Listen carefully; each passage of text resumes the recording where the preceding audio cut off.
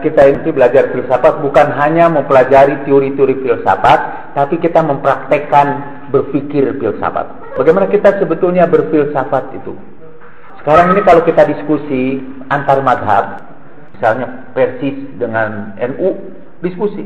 Persis bersandar kepada dalil-dalil Persis, NU bersandar kepada dalil-dalil NU, tidak bakal nyambung diskusi juga. Masing-masing berpegang kepada keyakinannya sendiri-sendiri.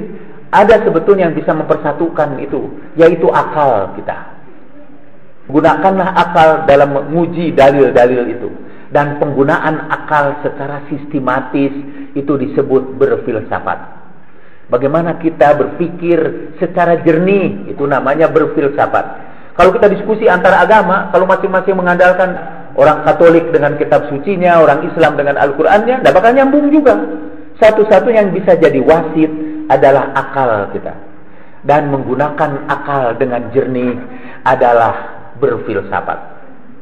Madhab Ahlul Bait itu ditegakkan di atas Al-Quran, As-Sunnah, dan Al-Aql.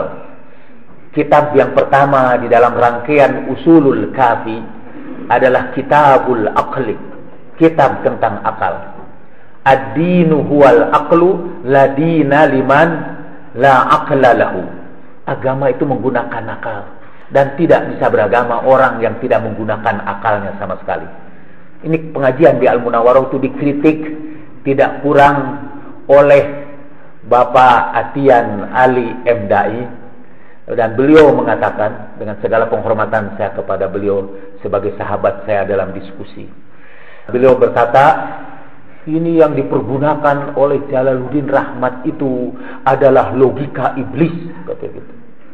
Karena agama tidak bisa didekati dengan logika. Wah, itu makin panik saya. Karena kalau agama tidak bisa didekati dengan logika, dengan akal, berarti agama itu mafhum mukhalafahnya. Agama nggak bisa didekati dengan akal. Artinya apa? Artinya agama harus didekati tanpa akal. Agama itu sesuatu yang tidak rasional, yang tidak logis. Dan di dalam istilah fikih, orang yang tidak berakal itu adalah orang gila. Dan seluruh syariat tidak berlaku bagi orang yang tidak berakal. Seluruh fikih itu berkata, syarat-syarat untuk mengerjakan sholat. Satu, sudah akil balik. Akil artinya berakal. Jadi agama tidak ada gunanya buat orang yang tidak berakal.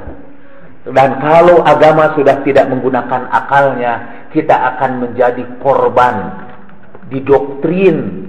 Kita akan menjadi korban doktrin-doktrin, dan akan muncullah guru-guru palsu yang menyesatkan kita. Karena biasanya guru-guru palsu itu, aliran-aliran yang sesat, salah satu caranya supaya diikuti oleh muridnya, jangan gunakan akal. Itu caranya. Saya ini kalau mengikuti aliran itu kayaknya pengikut saya udah banyak tuh. Karena alhamdulillah di Indonesia itu yang kurang berakal itu rada banyak. Menggunakan akal dengan jernih itu adalah berfilsafat. Guru kita yang pertama itu Sokrates. Sokrates itu kalau ada orang datang kepada dia bertanya tentang sesuatu hal, Sokrates selalu menjawabnya dengan pertanyaan lagi untuk menjernihkan akalnya. Datang kepada dia, lucu nih Sokrates ini. Kata Sokrates, ada orang yang menyebut bercerita tentang keindahan. Menurut kamu apa sih keindahan itu? Keindahan itu sesuatu yang misalnya menenangkan batin kita. Lalu Sokrates kasih contoh-contoh, sampai akhirnya ternyata tidak semua yang menenangkan batin kita itu indah. Yang membahagiakan hati kita itu indah. Akhirnya orang itu sampai pada kesimpulan bahwa dengan bimbingan Sokrates, bahwa yang disebut indah itu ialah kalau semua komponennya menjalankan fungsinya secara harmonis. Mata kita indah kalau mata itu bisa dipakai melihat. Kalau mata itu tidak indah lagi kalau buta. Telinga kita tidak indah lagi betapapun bentuknya kalau telinga itu tidak berfungsi. Satu saat ditantanglah Sokrates oleh seorang anak muda yang cakep. Sokrates itu kebetulan wajahnya jelek luar biasa, sehingga di dalam sejarah Plato menyebutnya sebagai salah seorang Silenus. Kalau kita ini buta pangsisina. Jadi kalangan wayang Sunda itu biasa raksasa itu kan, yang paling pinggir itu yang paling gede, dan paling jelek wajahnya itu. Karena itu orang Sunda sering mengatakan jika buta pangsi sinawae ya. Karena jelek luar biasa. Nah, Sokrates itu jika buta pangsi sina. Hidungnya itu selain lebar ke sini ini, dia seperti hidung babi. Jadi tidak ke bawah lubangnya itu, tetapi ke tengah-tengah begitu. Bibirnya tebal, mulutnya besar. Kalau di pewayangan itu namanya Sukasrana, adiknya Bambang Sumantri. Bambang Sumantrinya cakep luar biasa, Sukasrananya jelek luar biasa. Padahal kakak beradik. Tapi nanti kita pindah dari Sokrates kepada cerita Bambang Sumantri. Jelek sekali. Dia ditantang oleh muridnya. Anak-anak muda senang sama dia, bahkan ada yang jatuh cinta betapapun jeleknya. Plato termasuk yang sangat jatuh cinta kepada dia. Ada seorang malah jatuh cinta kepada Sokrates sehingga menduga Sokrates itu seorang gay, seorang homo. Padahal Sokrates tidak. Itu karena kagumnya pada wajahnya jelek. Itu untungnya laki-laki. Kalau pinter, walaupun jelek, itu disukai orang. Contohnya saya disukai orang walaupun jelek. Jarang gitu saya rendah hati seperti itu. Nah, Sokrates itu jelek. Lalu ada muridnya namanya Critobulus. Orangnya cakep. Dia datang kepada Sokrates. Aku tantang kamu sekarang. Siapa yang paling cakep di antara kita? Nah, dia misalnya tanya. Ya, kalau mau cakep, kata Sokrates, dari apa kita mengukur kecakapan itu? Lalu kata, misalnya hidung kita, kata si Crito. Which one is better? Which one is more beautiful? Your nose or my nose? Kata Sokrates, mine. Hidungku lebih baik daripada hidung kamu. Karena hidung kamu itu, kata dia, seluruh lubangnya itu hanya menghadap ke tanah. Sementara hidungku itu lubangnya menghadap ke seluruh dunia. Dan apa fungsi hidung? Fungsi hidung ialah untuk menghisap, antara lain untuk menghisap wewangian di sekitar kita.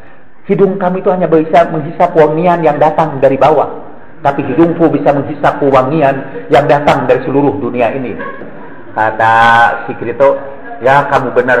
Dan saya pikir, kata Crito, mungkin kalau dilihat fungsinya, kayaknya mulut kamu juga lebih baik dari mulutku.